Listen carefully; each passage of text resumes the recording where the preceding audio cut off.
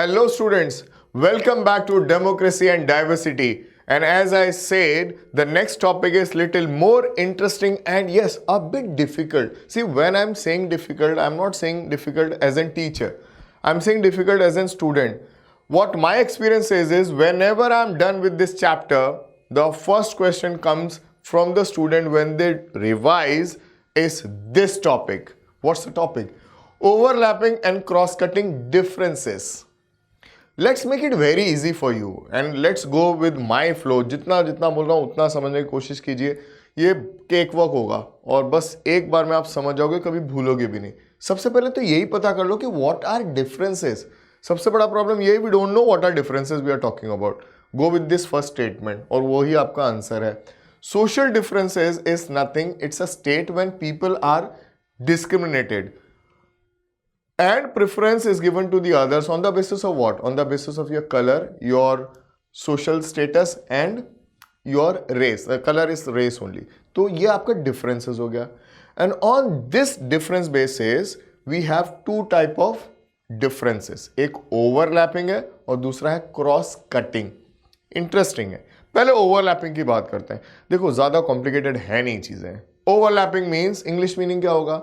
One above the other. एक के ऊपर एक, which means there is one difference and over that there is another difference. तो दो दो डिफरेंस है आपके पास. ऐसा कुछ इंडिया में है? हाँ, डिस्क्रिमिनेशन होना चाहिए वहां पे. सोच लीजिए. Yes, Dalit. See, you are discriminated by the society because you are Dalit. You belong to SC or ST category. And you are also discriminated because you are poor. तो Dalit in India tend to poor. तो दो दो discrimination हो गए ना. एक के ऊपर एक डिस्क्रिमिनेशन है. एक तो मैं दलित हूं, लोग मुझे एक्सेप्ट नहीं कर रहे हैं. ऊपर से मैं पुअर हूं, तो दूसरा डिस्क्रिमिनेशन भी आ गया. पुअर हूं इसलिए भी लोग मुझे एक्सेप्ट नहीं कर रहे हैं. और ऐसा ही यूएसए में भी था. Blacks, Afro American, they were racially discriminated and economically also they were poor. तो एक के ऊपर एक डिविजन, डिफरेंस. और दो डिफरेंसेस की वजह से आपको सोसाइटी ज्यादा डिस्क्रिमिनेट करता है, या फिर you tend to feel that you do not belong to same community. हैं लोग ही, हैं अमेरिकन ही, हैं इंडियंस ही, बट देन क्योंकि वो गरीब हैं इसलिए हम उन्हें एक्सेप्ट नहीं कर रहे हैं, या फिर वो SC ST हैं इसलिए हम उन्हें एक्सेप्ट नहीं कर रहे हैं. तो एक के ऊपर एक प्रॉब्लम, इसे हम कहते हैं ओवरलैपिंग डिफरेंसेस. एक चीज याद रखिए, आपको एक क्वेश्चन जो होगा सिंपली ऐसे भी पूछ सकते हैं, what is overlapping differences. Again you have to give the two examples of Dalit and the blacks. आपका ये पहला वाला ओवरलैपिंग डिफरेंसेस डन. अब आते हैं क्रॉस कटिंग में. वो थोड़ा इजी लगता है मुझे हमेशा. क्रॉस कटिंग जो है थोड़ा सा कॉम्प्लिकेटेड सा हो जाता है. Let's go with the lines to make it easy for you. If social differences cross cut one another, बस यही प्रॉब्लम हो गया. क्रॉस कट वन अनदर कैसा? ओके, बताते हैं. It means that a group that shares a common interest on one issue are likely to be different on the other issue. आपके friend circle ले लीजिए. They might like one player but then they might not like the same player in the same different format. मैं फिर से example देता हूं. I like Virat Kohli when he is playing one day or T20.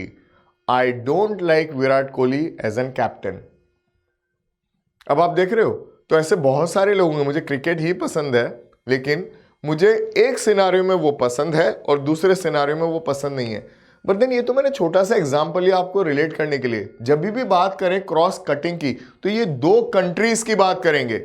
और दो countries में वो ये कह रहे हैं कि अगर कंट्री ए में एक प्रॉब्लम है एक सोसाइटी को, तो हो सकता है वही सोसाइटी कंट्री बी में उस चीज को प्रॉब्लम ना माने, वो मेरे लिए प्रॉब्लम ना हो.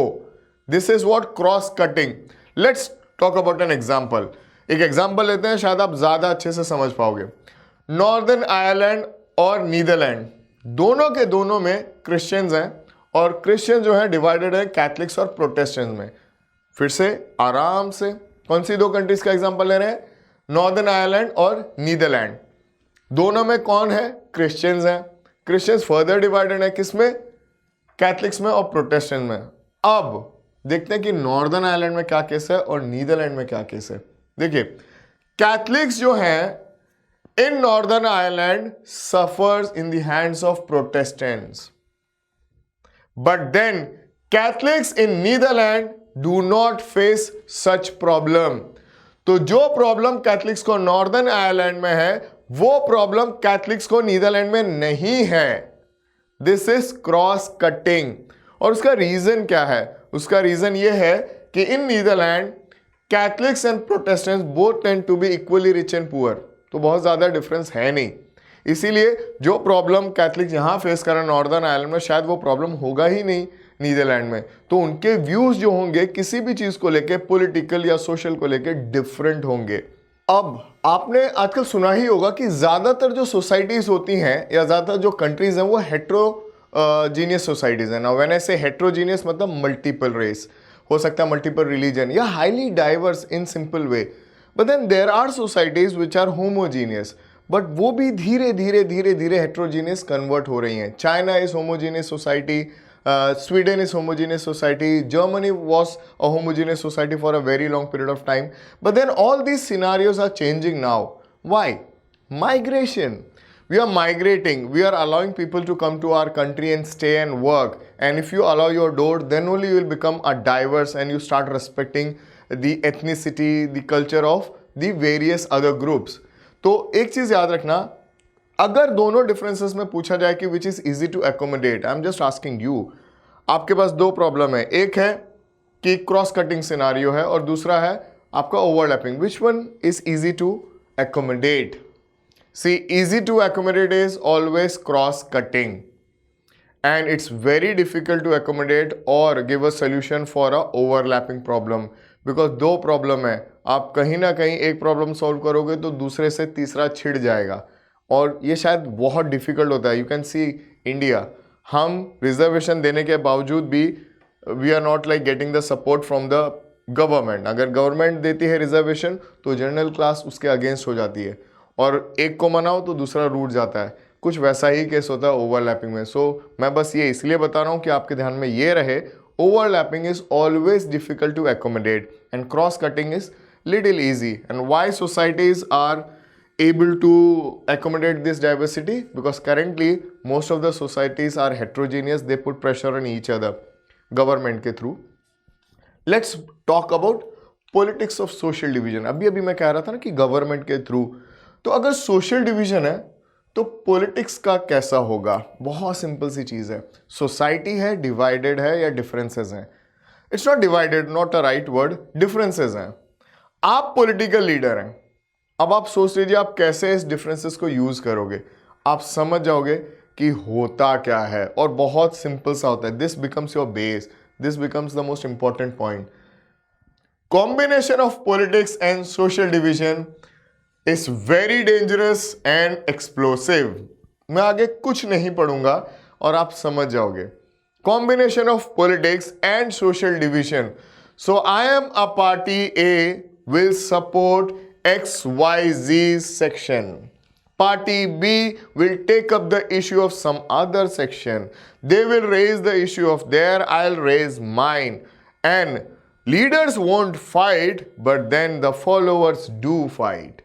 तो ये इसीलिए डेंजरस और एक्सप्लोसिव है.